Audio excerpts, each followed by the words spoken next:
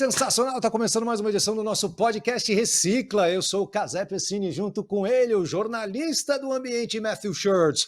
Vamos falar bastante hoje sobre o papel mais do que importante das empresas, e sobretudo das grandes empresas, na destinação correta do lixo. E aí, Matthew, tá animado?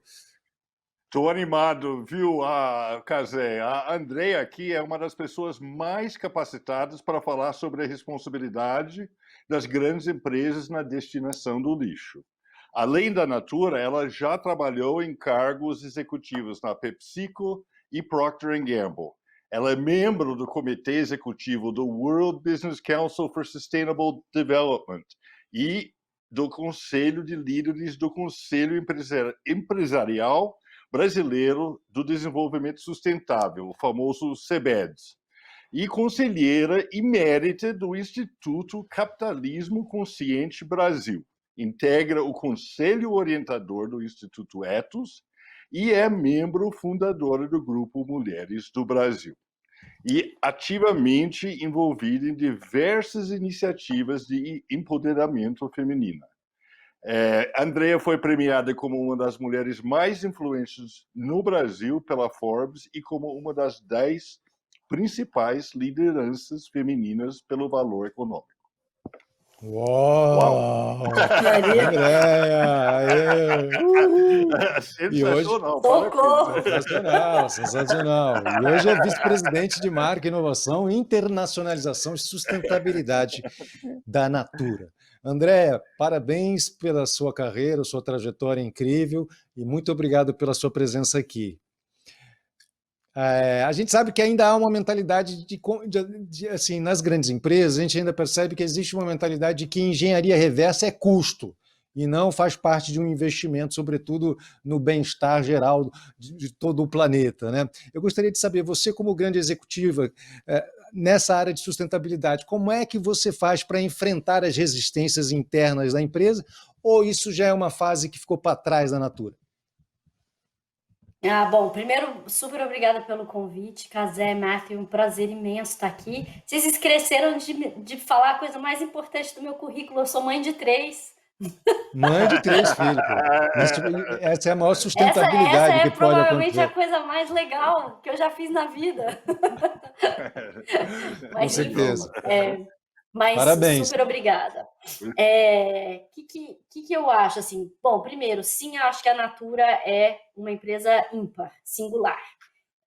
Inclusive, uma das razões pelas quais eu fui para a Natura há quase 5 anos atrás era uma vontade de estar mais próxima de um ambiente corporativo, de uma cultura com a qual eu me identificava e aonde os meus valores e a minha forma de enxergar como se faz negócios e a consciência do nosso papel, não apenas gerador de lucro, distribuição de valor para acionista e de pagador de impostos, que é uma função nobre, mas também como um organismo que se vê parte de um todo muito maior, né?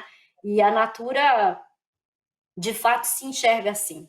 Uma das crenças fundadoras da Natura é a noção de que somos interdependentes, né? Fazemos parte, que não existe, nada existe por si só, tudo no universo é interdependente, que a ação de um impacta o outro, que, portanto, a gente tem que ter uma consciência e uma responsabilidade sobre esses impactos que a gente promove, intencionalmente ou não. Então, acho que na Natura eu tenho, sim, o privilégio de operar dentro de uma cultura corporativa muito aberta e receptiva para esses diálogos e essas conversas, mesmo porque ela está na cultura e na essência da empresa desde a sua fundação, né? Se essa é uma crença fundadora, ela está no pensamento dos fundadores.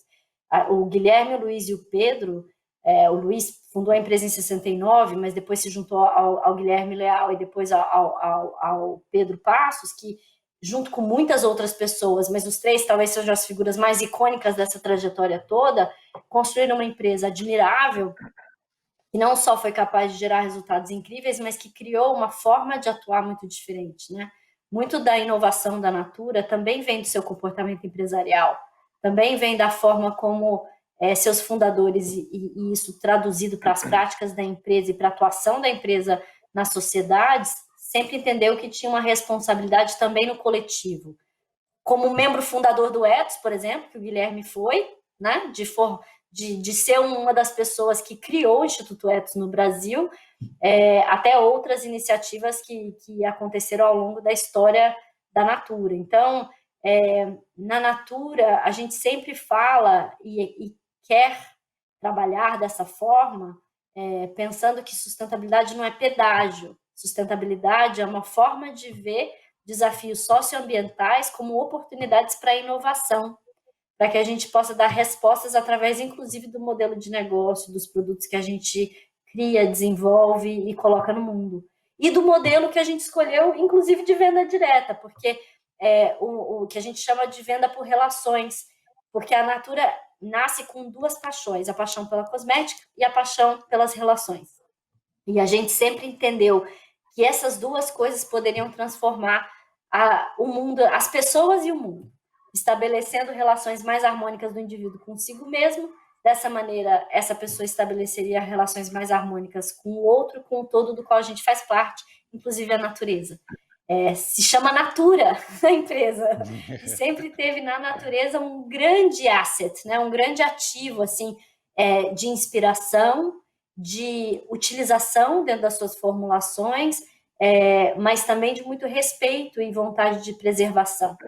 E eu acho que tudo isso cria assim, um lugar muito legal, né? Onde ideias como circularidade, como logística reversa, como redução do impacto de carbono, são temas comuns e correntes do dia a dia, né? A gente, isso faz parte do negócio, isso não está à parte do negócio, não é uma agenda de corporate social responsibility, né? De responsabilidade social corporativa que entende que eu peco aqui e compenso ali, né? Esse é uma visão um pouco mais antiga, da década talvez de 70, né? Aonde você... Exatamente, onde você realmente faz um dano aqui e você se sente um pouco melhor porque você compensa isso com ações socialmente responsáveis.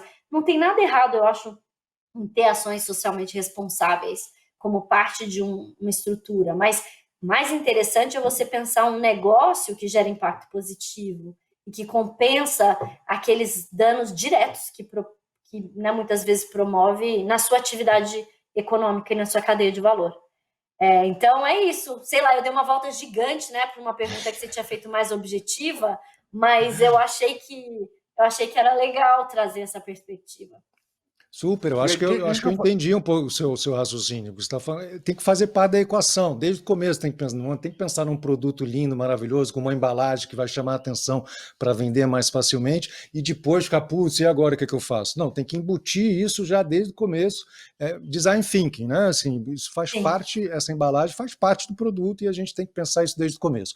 Matthew, faz parte. Matthew tá doido para te perguntar. Matthew tá doido para falar.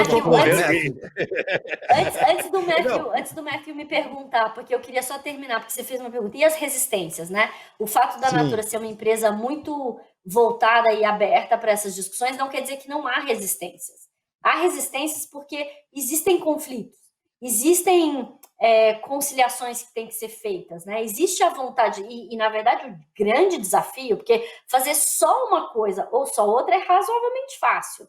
Escolher só aquilo que não tem impacto nenhum ou só aquilo que vende muito é mais fácil do que fazer aquilo que tem menos impacto e vende, e tem margem, né? E cria valor que pode ser distribuído. Então, mas o que eu acho mais interessante é que a forma como a gente está estruturado cria esses espaços de conflito e a gente tem que resolvê-los.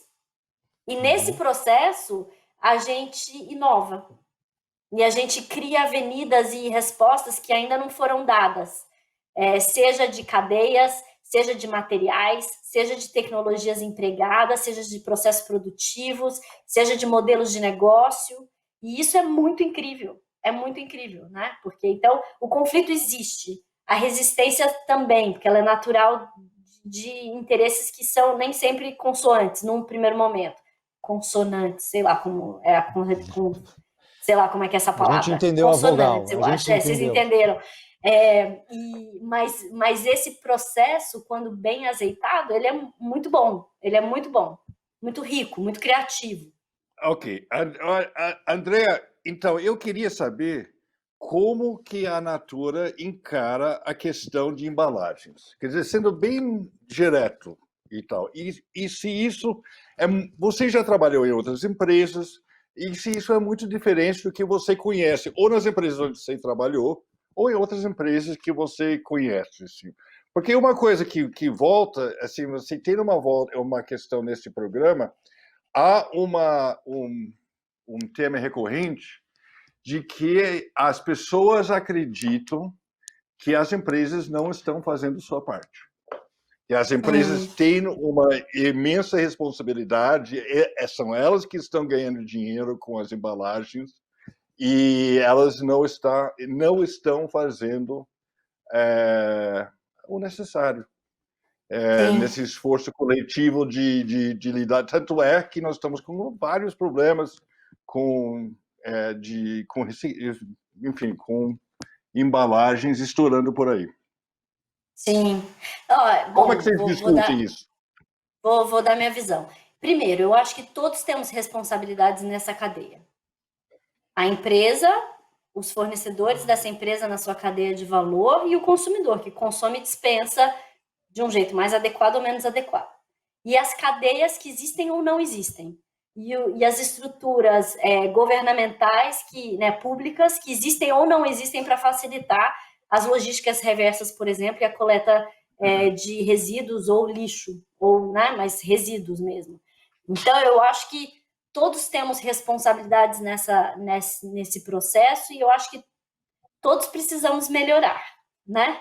Tanto é assim que a gente está vendo os efeitos dessa cadeia ineficiente subótima, que ela nasce de um comportamento de consumo que também talvez, que é muito inadequado também, e esse consumo vai desde o que a gente compra, como a gente compra e como a gente descarta.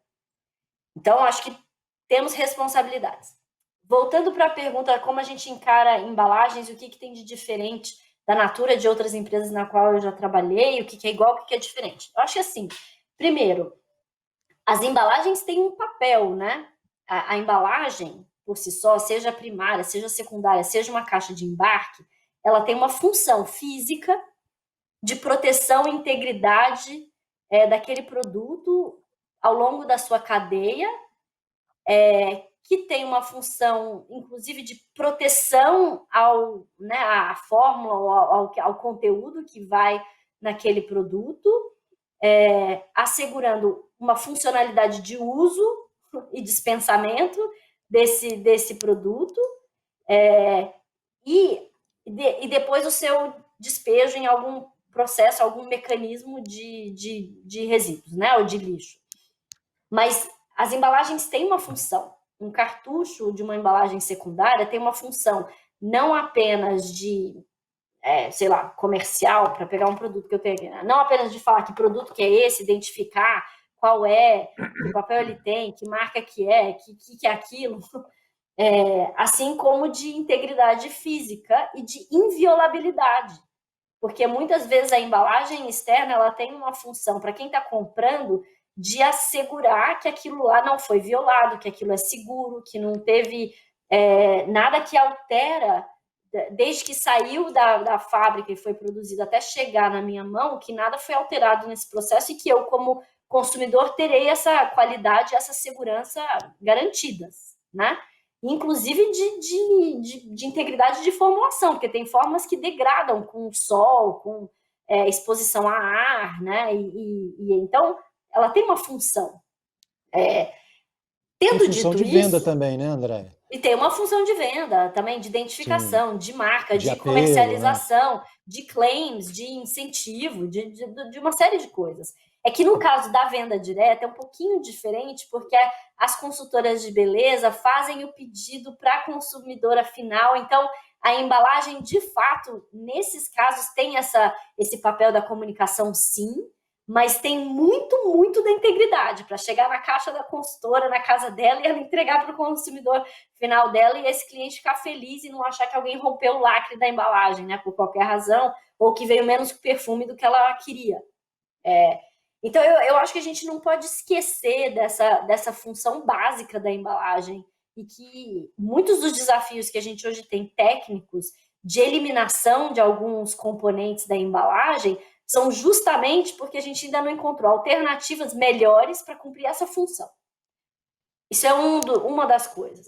A outra coisa é que a gente não necessariamente desenhou para a eficiência máxima, para o não desperdício, né? A gente viveu as últimas décadas com a cultura da descartabilidade, que veio com o anseio da comodidade, né? Como chama, portabilidade e da conveniência, que foram talvez os atributos que mais direcionaram o desenvolvimento de embalagem dos últimos anos. As pessoas queriam coisas portáteis, queriam coisas on the go, como você chamava, né? Para você poder ter a liberdade de ir e vir as grandes distâncias, os lugares. Então, conveniência, portabilidade, descartabilidade, que preservavam a integridade física durante um shelf life, né, um tempo de vida longo o suficiente para justificar as cadeias longas que você tem entre produção e consumo, isso direcionou muito os desenhos de embalagem que a gente desenvolveu nos últimos anos. E a gente viu que isso precisa mudar. Não dá mais 8 bilhões de pessoas no planeta descartando coisas, né? Eu não sei se já viram, mas tem uma capa da Life Magazine da década de 50 que é uma família gringa, típica, loirinho, pai, mãe, 2 filhinhos, em que eles estão jogando embalagens para o ar assim, e a capa da Life Magazine é The Throwaway Life. E era essa cultura sendo estimulada, né? Porque antigamente tudo tinha que ser feito e tinha que, né, e você tinha que lavar e trazer de volta. Então tinha uma dor do processo que teoricamente estava sendo resolvida com a descartabilidade e os plásticos, né, que foram criados nessa época. Então eu acho que a gente tem que remontar para a razão pela qual certas coisas aconteceram, para a gente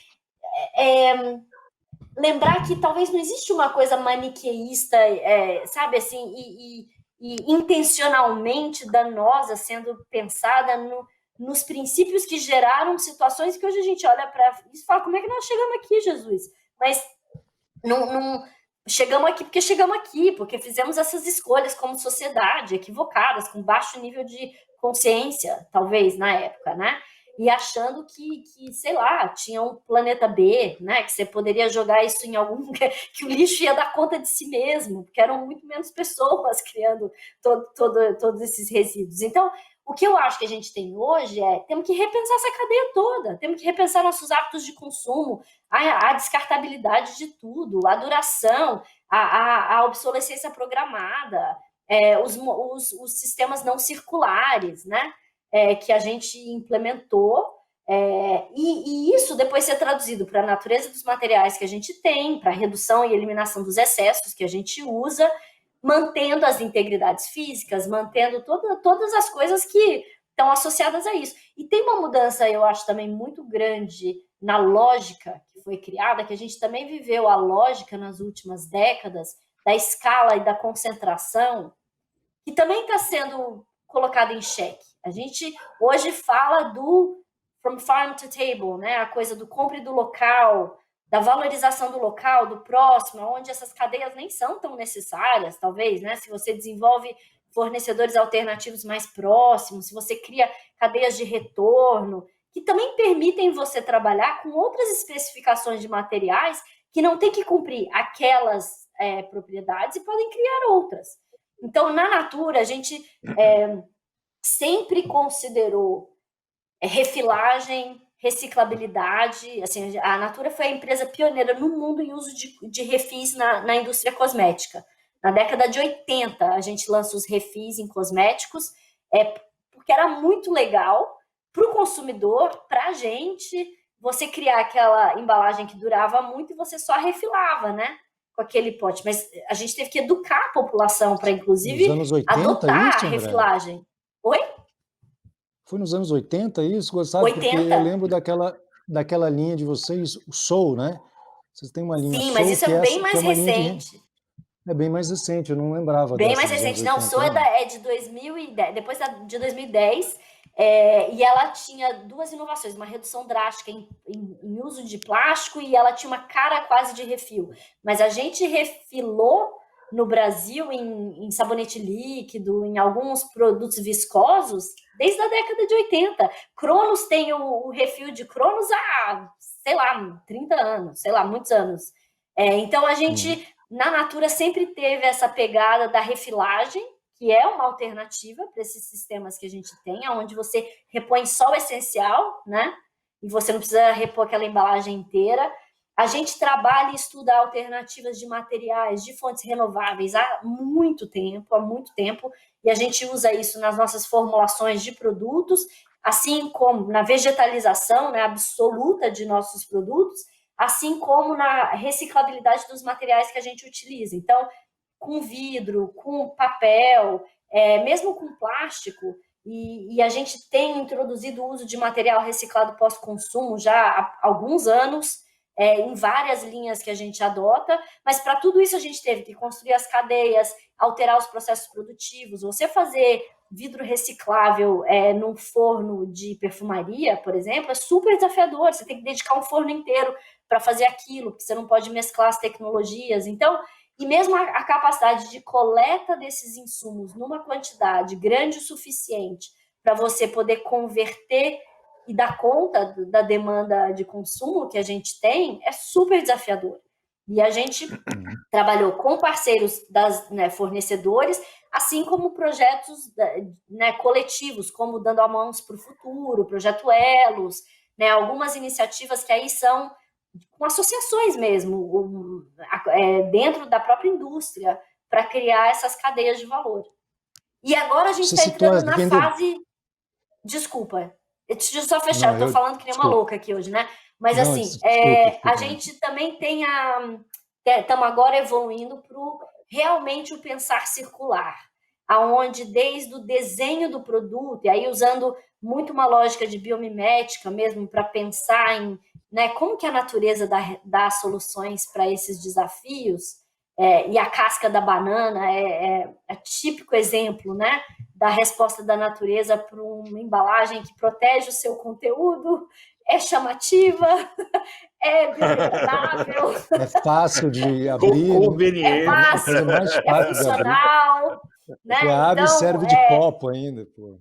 Exatamente. Então, assim, se a natureza foi capaz de dar essas respostas, como é que a gente aprende dessas respostas que a natureza deu e faz, e tenta encontrar soluções para as nossas embalagens que usam essa mesma lógica?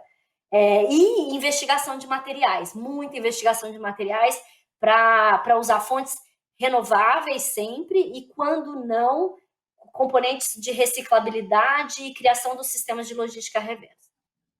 Uhum. Vocês, então, estão virando uma empresa de embalagens também, desenvolvimento de embalagens ou não? Explica para a gente, como é que funciona isso? Você... A gente sempre desenvolve foi, isso internamente, vocês contratam pessoas, como é esse trabalho? Porque normalmente não é assim, né? Não, a gente tem de tudo. A gente tem um núcleo de design. Conta tudo. Não, a gente tem um núcleo de design interno que sim lidera muitos dos projetos de desenho de embalagem que a gente tem. A gente trabalha, mas a gente também trabalha com muitas agências parceiras de anos e anos e anos que trabalham com a gente realmente há muito tempo. A Tátil, a Inob são duas dessas agências que trabalham com a gente há muitos anos e que pensam muito parecido com a gente, né, nessas soluções de design. Assim como a gente trabalha com os nossos fornecedores, que muitas vezes são detentores das tecnologias e eles precisam inovar nos processos deles também.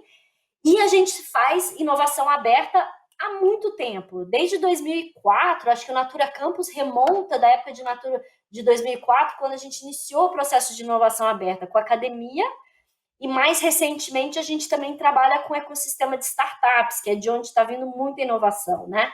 Então, a gente tem o Natura Startups, que é um processo onde a gente faz pitches com demandas específicas. Então, no ano passado, por exemplo, a gente fez o nosso desafio de zero lixo, né? Que é o Zero Waste Innovation Challenge. A gente lançou um desafio mundial, a gente recebeu 570 propostas de vários países, acho que de mais de 30 países no mundo inteiro, onde a gente tinha esse desafio lançado. Como a gente chega em Zero Waste? Nos nossos processos e cadeias produtivas. E a gente chegou em finalistas e a gente selecionou 4 startups com as quais a gente está trabalhando e muitas outras a gente introduziu no processo produtivo, não para responder esse desafio, mas para uma ou outra coisa que a gente viu que no processo também poderia nos ajudar. Então, a gente trabalha de N maneiras, através de inovação aberta, internamente, com parceiros e com a indústria, de várias maneiras.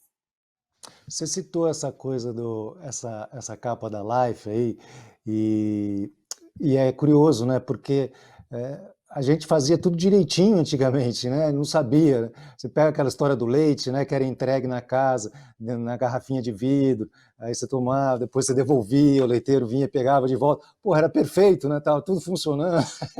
A gente foi inventar essa coisa do descartável e realmente se complicou. Você falou de desenvolvimento de cadeia, que vocês tiveram que desenvolver uma série de cadeias, porque essas cadeias não existiam para que vocês realmente conseguissem colocar em prática os preceitos que vocês têm relacionados com sustentabilidade. Então, por exemplo, vocês têm trabalhos muito significativos em comunidades na Amazônia, comunidades sustentáveis, você ajuda essas pessoas a desenvolverem os insumos que vocês precisam, da forma como vocês precisam, geram valor para essas pessoas.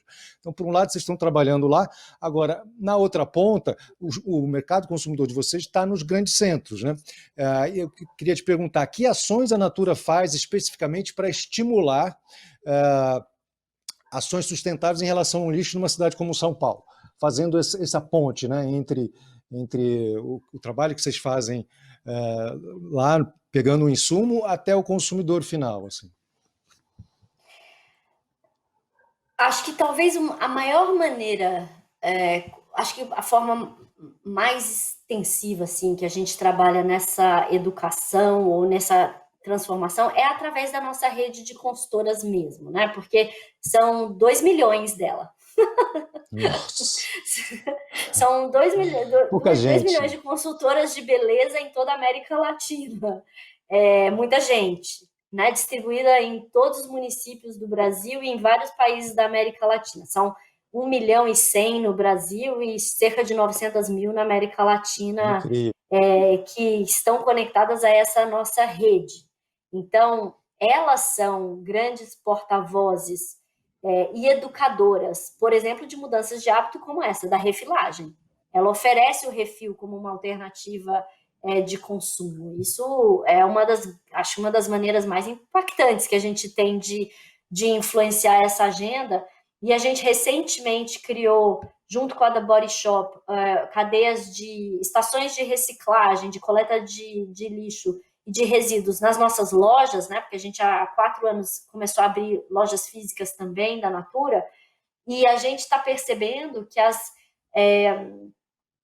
as consultoras são as grandes recicladoras. Muitas delas coletam as embalagens com os seus consumidores finais e levam nas nossas lojas para serem reciclados. Então, eu acho que isso é uma super ação de incentivo, né? Que a gente promove nas nossas revistas, nas lives, nos WhatsApps, nos materiais que a gente cria nesse sentido. As próprias estações de reciclagem que a gente está instalando nas lojas, eu acho que são uma outra maneira da gente incentivar isso em centros urbanos, e a gente tem parcerias com TerraCycle para nos ajudar nesse sentido.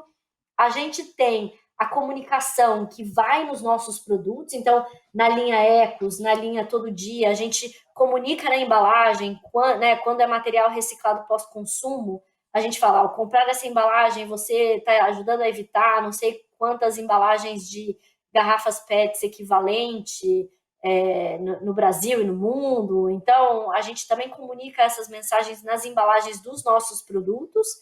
E recentemente a gente lançou até um produto que eu até mostrei rapidamente aqui, um produto que é o Caiaque Oceano, que tem na sua composição da embalagem, no ombro do perfume, plástico sendo utilizado de material de plástico recolhido das costas brasileiras, dos litorais. Inicialmente brasileiras, a gente quer estender isso também para países da América Latina, mas a gente está estruturando cadeias de coleta de plástico nos litorais para usar esses materiais nesse ombro que tem do caiaque. Ele chama caiaque oceano, não só porque a fragrância é inspirada no mar mesmo, e você sente como se estivesse sentindo aquele cheiro de espuma de mar e fundo de oceano. É uma fragrância, é uma criação lindíssima de fragrância, mas ao mesmo tempo a própria embalagem também representa essa nossa causa aí de Save the Ocean, né? Que a gente está implementando, e a gente está realmente estruturando cadeias de coleta de embalagens. Isso é educativo, isso é um incentivo à consciência do que você descarta, porque se você, né, você também cria a consciência de que talvez no futuro ela não deveria estar descartando ali naquele lugar, naquela praia, naquele litoral, ou na cidade que cai no rio, que termina no litoral. Então, eu acho que essas são algumas das ações que a gente tem hoje, né, acontecendo. Soul é outra, né? Soul é a própria embalagem, é uma expressão. A gente fala, isso aqui tem 70% menos plástico. Não é uma solução ideal ainda, porque ainda é mais do que não é monomaterial, mas ali já reduziu 70% do uso do lixo. A gente está trabalhando na melhoria das camadas daquele pouch. Mas, enfim, são algumas dessas coisas que a gente faz. André, eu queria fazer duas perguntas. Uma, muito interessante essa coisa de utilizar, que é uma tendência, o resíduos plástico recuperado do oceano. Como é que você incentiva isso? Você compra plástico na praia? Como que é na prática, assim, nessa cadeia? Assim? Onde vocês arrumam? Essa é a primeira pergunta. E a segunda se isso está valendo para a Avon e da Body Shop também, ou são desafios diferentes? Então, no caso de caiaque oceano, ele é o que a gente chama de um MVP, né? A gente começou o projeto com 6%, é um Minimum Viable Product, que é um produto minimamente viável. É quando você faz um protótipo para validar esse conceito e depois escalar. Então, o caiaque oceano para a gente está sendo um super teste, assim, dessa tese, né? De que a gente será capaz de fazer isso. E a gente já viu que a gente será. A gente começou o projeto com 6% do plástico sendo usado naquele ombro, oriundo de material plástico recuperado nos litorais, não é no oceano, é nos litorais, nas praias mesmo. E a gente está estudando até março. Como que o cara vai lá pegar na praia aqui? Vai lá pegar na praia, com comunidades extrativistas na Amazônia, com cooperativas de reciclagem, de catadores. Com cooperativas de recicladores e de iniciativas de cuidado com os litorais. Mas para você ver como é um desafio real, de vida real, né? A gente chegará em 50% do material usado em caiaque oriundo dessas cadeias em março. Mas a gente começou com 6%. E a gente está construindo mês a mês. E a gente quer chegar em 100%. Mas tem limitações físicas hoje para você estruturar essas cadeias. E a outra coisa, a gente hoje só consegue usar a tampinha.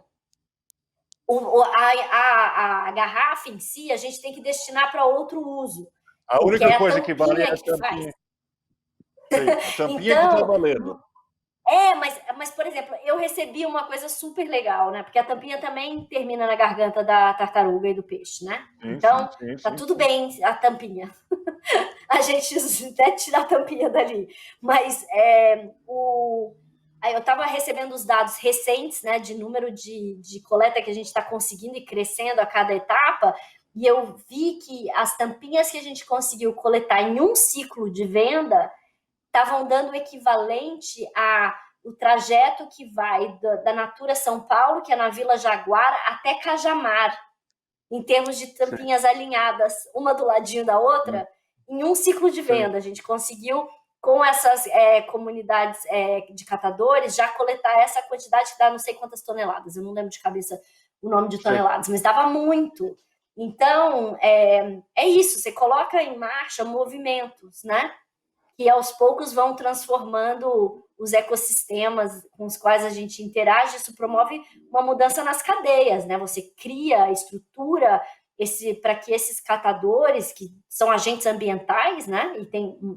São agentes ambientais, também regularizem o seu trabalho, possam ser reconhecidos por esse trabalho tão importante que façam, que isso seja, que essas cooperativas, né, também se estruturem melhor, para que criem maquinários para conversão, para que possam também ter maior valor agregado no futuro. Então, é a cadeia inteira que se movimenta, né? Quando a gente vende um produto e que as pessoas escolhem de forma talvez mais consciente. Então, isso é a Natura e o que eu estava te explicando. TBS e The Body Shop, sim, eles estão embarcando nessa jornada. A Body Shop sempre teve também uma veia muito ativista, né, com a Anitta, e defendeu causas como testes em animais e igualdade social e empoderamento feminino. A Anitta era maravilhosa, né, incrível, assim, e isso está no DNA da Body Shop, e eles têm abraçado a agenda de sustentabilidade muito próxima à sua essência também.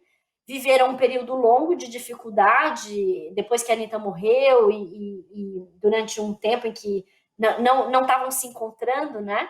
E depois que eles vieram para fazer parte do grupo Natura &Co, eu acho que essa veia transformadora voltou à tona e eles estão implementando também N iniciativas.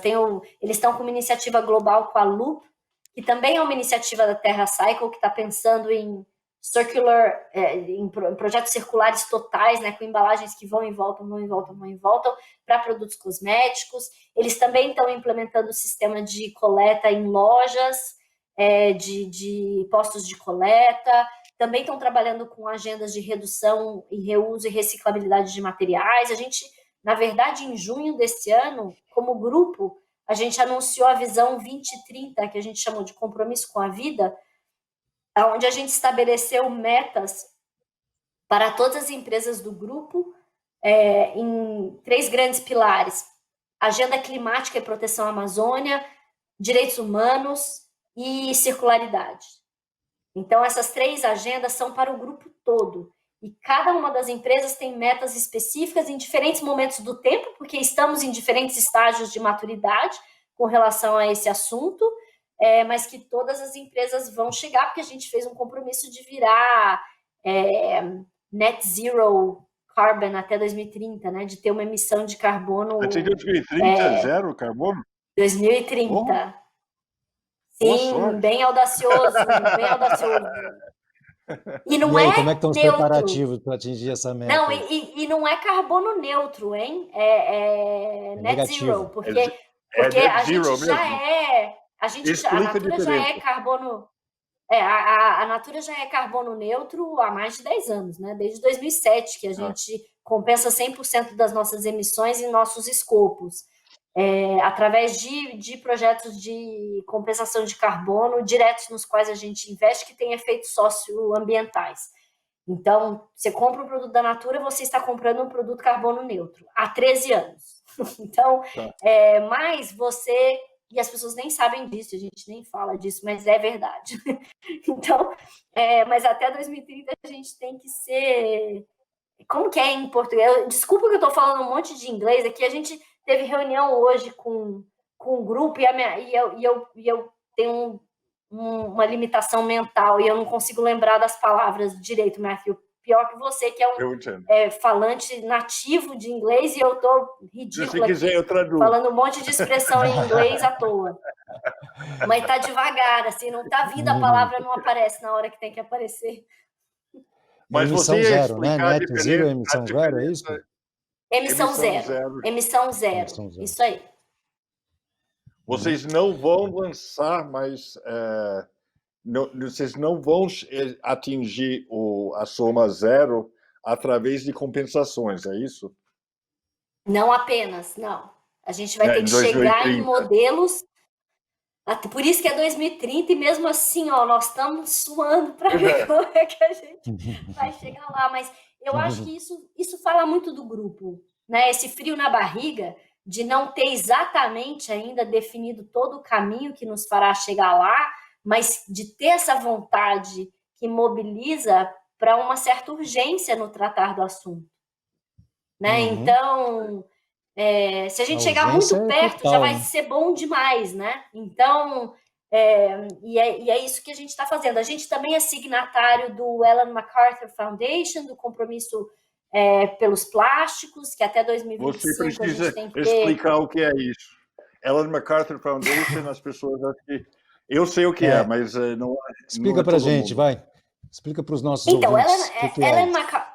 Ellen MacArthur é uma velejadora que há muitos anos, muito sensibilizada com a agenda ambiental, e há muitos anos ela criou uma fundação para pensar em impacto ambiental. E eles têm, entre outras ações, um foco muito grande em resíduos e toda a gestão em circularidade. São os grandes pensadores da agenda de circularidade no mundo hoje, né? É a Ellen MacArthur Foundation, com quem a gente tem interações há vários anos. Assim, somos membros há muitos anos, trabalhamos com eles há muitos e muitos anos. E eles lançaram um compromisso para 2025, uma coalizão, onde várias empresas se comprometeram a entregar mesmo algumas metas específicas que a gente tem que fazer para que as embalagens cheguem num patamar de reciclabilidade, reusabilidade e compostabilidade, né? Onde você também compensa através de programas de coleta e reuso, inclusive, às vezes, quando você não tem infraestrutura de embalagem, coletando o valor equivalente, né? Daquilo que, se eu mandei um negócio lá para o Peru, eu não vou necessariamente trazer aquela embalagem de volta, mas eu crio um equivalente que compensa. Então, a gente é signatário desse New Plastics Economy, que tem metas para 2025. Então, a gente é signatário como Natura e estamos discutindo a nossa possibilidade de assinar esse compromisso como um grupo também, né? Isso é um compromisso do 2030 nosso, de chegar nesses patamares. Tem algumas ambições que são para 2025 e a gente está trabalhando nessa agenda. André, você... como é que eu posso falar? Você está numa posição muito confortável aqui, porque a gente chamou você justamente por causa vocês são um modelo nessa área, né? E a gente está puxando a orelha das outras empresas, querendo chamar os caras para essa responsabilidade, né? Olha, dá para fazer isso sim. Então, eu queria que você contasse para a gente e para os empresários que estão nos ouvindo agora, assim, de que forma toda essa preocupação com o planeta, com a sustentabilidade, com as pessoas, de que forma isso reverte positivamente também para a empresa? Para ver se abre o olho dessas pessoas para entender que, além de ser a coisa certa a ser feita, também é capaz de gerar valor agregado, de colocar a empresa numa posição de referência, de modelo, subir as ações, enfim, existe um ganho econômico tangível, claro, e que vocês são uma grande referência, né? Afinal de contas, vocês são... tudo isso que você está falando é uma política que já vem desde a fundação, mas que foi se aperfeiçoando ao longo do tempo. Vocês são empresa B, eu participei do evento lá, fiz a apresentação quando vocês estavam falando da recertificação. Enfim, vocês investem bastante, não é custo, é investimento. E sendo investimento, tem retorno. Então, fala para a gente, como é esse retorno? De que maneira vocês medem esse retorno? Eu acho que tem pelo menos 3 níveis. Tem um que é de diferenciação e inovação, né? Porque como você lida com esses problemas, esses desafios, eles provocam processos inovadores que, no limite, trazem inovação e diferenciação. Que eu acho que a gente sabe o valor da inovação em geração de valor para a empresa, né? E você cria produtos únicos, você cria produtos memoráveis, você cria o primeiro que fez, né? Então, isso muito legal e tem valor, acho que é quase óbvio o valor oriundo dessa possibilidade. Eu acho que tem uma segunda coisa que e cada vez mais, porque acho que os consumidores estão cada vez mais conscientes do seu papel político, como o seu ato de consumo tem um papel político e econômico que se faz valer, né, na mudança das empresas, que você cria preferência e desejabilidade de marca e lealdade de marca. As pessoas elas sentem quando a intenção é real. Elas sentem quando você quer fazer a coisa certa de verdade. Essa transparência sempre nos acompanhou, né? A gente nunca foi oportunista. Tanto que eu estou te falando, a gente faz coisas há décadas e a gente não falava dessas coisas. A gente agora está falando mais porque o consumidor está querendo saber. E a gente começou a reparar que a gente não falava e parecia que a gente não fazia quando a gente fazia muito mais do que outras pessoas que estavam falando um monte e a gente não estava falando. Então, a gente falou, não, vamos falar, né? Porque a gente faz. Então acho que tem uma coisa que...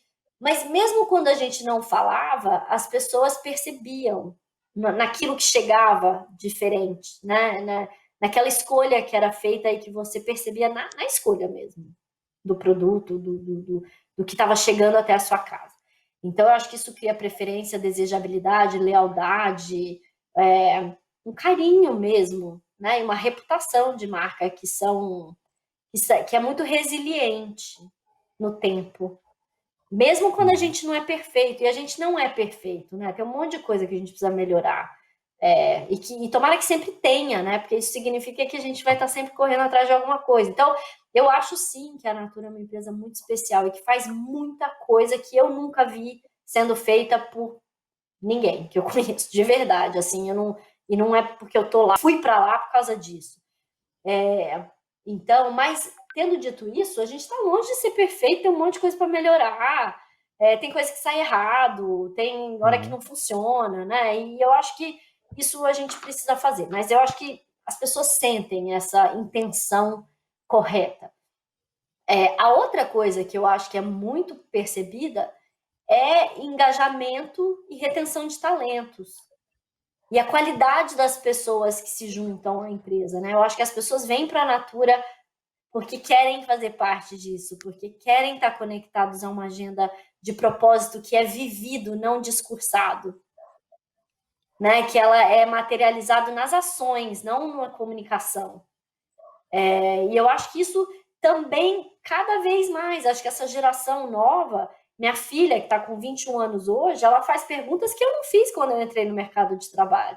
Ela não vai trabalhar numa empresa que não responda certas perguntas para ela. E eu acho que, e com a possibilidade de empreender, que hoje também os jovens sentem que eles têm, você não precisa ir para uma grande empresa mais. Então, eu acho que do ponto de vista de retenção de talentos, também, para mim, é muito óbvio o benefício que vem desse compromisso contínuo ao longo do tempo. E, além disso, se nada disso valesse, Greta Thunberg e a pandemia tem nos colocado num outro lugar. Como mundo, como planeta, como comunidade financeira, como investidores, como seres humanos, né? E eu acho que as pessoas estão fazendo perguntas que elas não faziam, os investidores estão fazendo perguntas que eles não faziam, os atores financeiros estão fazendo perguntas daqueles investidos que eles antes não faziam. Então, a pauta de ESG, ela tem que melhorar muito para que ela seja, de fato, boa, mas ela é uma realidade, né? Os investidores estão fazendo perguntas, os conselhos de administração vão ter a sua responsabilidade fiduciária mudando no tempo. Então, isso vai mudar, isso está mudando. E eu acho que as empresas já perceberam. Sinceramente, eu acho que as empresas perceberam. E acho que a gente tem visto um movimento muito importante no mundo inteiro de compromissos, né? Vários deles, World Economic Forum, BlackRock, fundos de investimento, Comunidade Europeia, World Bank, assim, mesmo instituições financeiras regionais, mudando, né, o seu discurso. E muitos começando a mudar suas ações. Então, eu acho que isso também, para quem opera no mundo, que é um mundo que trabalha no mercado de capitais e que tem nesse mercado um grande financiador das suas atividades fim, vai ter que rebolar. Vai ter que acelerar a transição. Então, se nada do que eu falei fosse interessante, se a mudança do consumidor não mobilizasse, eu acho que de um jeito ou de outro vai ter que mudar. E eu acho que é uma jornada mais prazerosa do que se imagina, sabe? Eu acho que existe um medo e uma...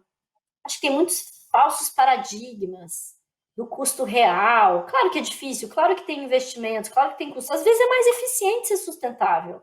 Nem sempre é mais caro. Nem sempre é mais caro. Eu acho que esse é um ponto muito legal de você falar, que, na verdade, você está achando muito mais divertido fazer isso do que não fazer isso. Muito! Gente, eu amo o que eu faço. Eu juro, vocês devem perceber a minha empolgação, né, meio exagerada aqui, mas de verdade, assim, eu adoro. Quer dizer que eu não me canso? Claro que eu fico cansada, a gente trabalha muito, não sei o quê, mas quando eu vejo a natureza dos problemas que eu tenho para resolver e o efeito que eles têm e as possibilidades que criam, putz, eu acho muito legal. Eu não queria estar em nenhum job do mundo diferente. Assim, eu acho que eu tenho o melhor emprego do planeta. Assim, eu acho muito legal. É uma empresa respeitável, com recursos financeiros para a gente poder atuar, que tem uma mentalidade que combina com o que eu acredito, que está antenada no que existe de mais atual no mundo, que é vanguarda. A gente fala em fóruns internacionais e a gente é vanguarda no mundo em muitos temas. É muito legal você fazer parte de uma empresa brasileira que é respeitada no mundo inteiro pela sua atuação, que hoje é o quarto maior grupo de beleza do mundo. Quarto maior grupo de beleza do mundo. Eu acho que esse ponto é muito pouco apreciado pelas pessoas. Que você não só pensar o tempo inteiro em como fazer mais barato e ganhar mais dinheiro, mas em você encarar problemas reais que tangem a humanidade dá muito mais satisfação. De amar muito. E eu falo isso direto, porque eu fico pensando assim, né? Num planeta onde as pessoas passam fome, onde a vida está sendo destruída cotidianamente, aonde existe o nível de violência diária, a que tantas pessoas são acometidas por um descaso absoluto, bora colocar o dinheiro atrás de soluções que resolvem esses problemas, né? Isso, e as empresas têm esse papel, elas podem ter esse papel de impacto positivo, elas devem ter esse papel de impacto positivo. E com certeza traz muito mais prazer, né? Essa natureza de trabalho. E eu acho que a mudança da força de trabalho também vai ajudar nessa jornada, porque a entrada de mais mulheres em posições de liderança, a entrada de grupos historicamente minorizados, eu acho que essas coisas são vitais para que a tomada de decisão passe por outros processos e prioridades, né? Porque, com todo respeito aos homens brancos, eurocêntricos, né? Eurocêntricos. Nós. A gente já levou bronca. Com todo respeito. E eu tenho, porque eu não acho que ninguém é melhor do que ninguém mesmo. Eu só acho que qualquer grupo que é excessivamente dominante e é a única voz que fala, poderia ser qualquer um, não seria bom. E eu acho que o único problema é que este grupo específico teve uma voz dominante por tempo demais em coisas demais. E eu acho que a gente precisa de um pouco mais de equilíbrio nesse processo de tomada de decisão. E aí, ao incluir vozes dissonantes ou vozes diferentes, que têm outras experiências, outras referências, você leva com você outras prioridades. Para uma mulher mesmo, assim, né? Cara, para eu deixar meu filho em casa e ir trabalhar, tem que valer muito a pena. Na verdade, também eu preciso trabalhar, né? Então, quando você precisa, você também vai. Mas, assim, mas eu me dou a possibilidade de ser bem mais seletiva. E quando o homem estava lá com a simples função de cumprir o papel social, de trazer dinheiro para casa para, né, para cumprir esse papel social, talvez ele também tenha tido que aguentar coisas que, se ele pudesse escolher, ele não aguentaria. E ele faria outras decisões, e ele escolheria diferente. Mas os modelos eram esses, e a gente repete padrões, né? Então, por isso que eu acho que enfiar diversidade assim, em todas as esferas de tomada de poder é tão importante para você ajudar, inclusive quem está lá tomando decisão há tanto tempo, a pensar diferente, a considerar outras alternativas de um jeito muito amoroso até. Não acho, não venho de um lugar agressivo em nada mesmo. Eu acho que é bom porque será bom. Fugir da pauta, mas tudo bem. Fugiu nada, pô. Perfeito. A gente está falando de realização, né? De uma revisão do que é fazer sucesso, né? Basicamente é isso. Temos que reciclar o sucesso também, né? Temos que reciclar e ressignificar o sucesso. E você está sentindo, André, essa agenda, vamos chamar assim, acelerou recentemente? Você mencionou a pandemia e a Greta Thunberg. Você acha que isso está pressionando muito as empresas? Acho que sim. Eu acho que está pressionando as pessoas, né? São seres humanos tomando decisões à frente dessas empresas. Elas viveram os mesmos desafios que todos nós. Todo mundo teve que ir para casa se resguardar, quem pôde, né? Quem pôde se dar o benefício o luxo mas são pessoas, no final do dia são pessoas e são permeáveis a esses desafios. Então, acho que tanto do ponto de vista racional como subjetivo, eu acho que todo mundo se tocou mesmo e conseguiu compreender o que é interdependência, né? Os invisibilizados foram visibilizados, o meu efeito e o seu efeito no todo. Se alguém tinha alguma dúvida sobre o impacto da ação humana sobre o clima, não tem mais, né? A gente viu as fotos de satélite da NASA, a gente viu os cangurus, a gente viu isso acontecer nas ruas vazias. A gente foi capaz de perceber como a ação humana é sufocante para outras espécies. E eu acho que isso toca fundo na alma das pessoas, no coração das pessoas. E mesmo que lentamente, eu acho que vai promovendo mudanças de ação e de mentalidade. Eu acho que acho que sim. Acho que tem a pressão objetiva e tem a mobilização mais profunda. As duas coisas. Muito legal. André, a gente está chegando ao final do nosso programa, a gente vai te dar alguns minutos a mais também para você dar uma finalizada, fazer um wrap-up aí, ou então você falar o que você espera do futuro, qual o futuro das embalagens, não vai ter mais embalagem, como é que vai ser? Vai ser tudo circular, enfim, manda uma mensagem de esperança para a gente acabar o podcast lá para cima. A gente já teve todo tipo de podcast, vou te falar, desde aquele que a gente saiu deprimido, se arrastou assim, até os que a gente saiu mais animado e alegre. Mas a gente está super alegre com você aqui com a gente. Não, então eu não consigo ser pessimista, não está em mim, e não sei, não acho que eu sou naive, mas assim, acho que eu acho? Sim, eu vejo um mundo circular. Eu espero que a gente opere num mundo circular. Você não é terraplanista. Não. Não. Boa. O mundo é circular. Isso é uma coisa boa. Acredito que a circularidade faz parte da natureza e que a gente deveria se inspirar nela para criar modelos de uso, de consumo e de descarte que respeitam algumas diretrizes e regras. Eu acredito que a evolução tecnológica de materiais biodegradáveis e compostáveis vai acelerar e vai avançar também pensando em respostas que estão aí talvez óbvias para a gente e que vão ter outra lógica, mas eu acho que podem funcionar sim. Tipo o quê? Tipo cogumelo? Tipo o quê? Cogumelo?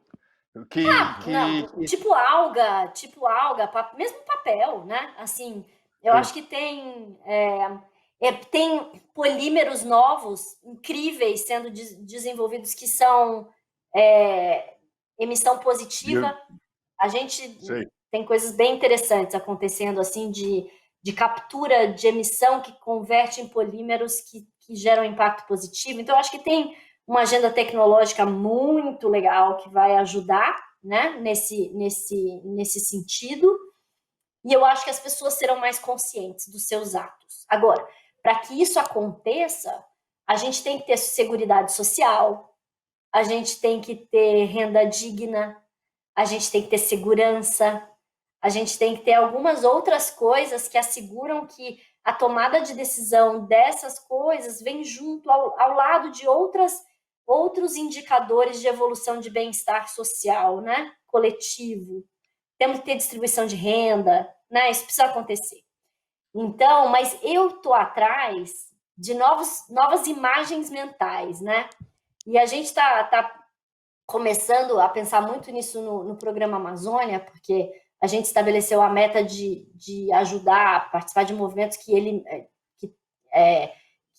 zeram o desmatamento na Amazônia até 2025, que acho que é mais audacioso do que chegar à emissão zero em 2030, mas estamos nessa missão, né, de buscar ajudar em movimentos que ajudam a zerar o desmatamento na Amazônia até 2025. E a gente tem feito uma agenda muito interessante de diálogos com a sociedade para tentar entender o papel da natura nesse espaço. E além do que a gente já faz nesse bioma, né? E a gente teve um diálogo essa semana que foi muito legal, semana passada, na verdade, em que a gente estava falando de novos modelos, novas imagens mentais. E uma que eu amei, assim, é a imagem mental de uma floresta que cresce ao invés de diminuir.